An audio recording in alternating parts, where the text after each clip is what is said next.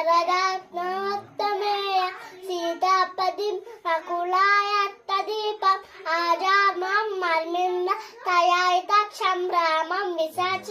विनस्करुणामि संताकारं भुजगशैल पद्मरामं शूरेश विश्वाकारं करदृश्य वेगवर्मं शुभकां लक्ष्मीकान्तं कमलकैलं योगियुज्ञाय नमः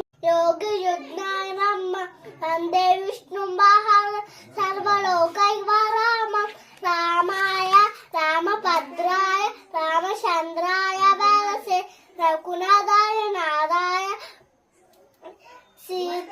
सीताय पतये नमः पद्मासरे पद्मकरे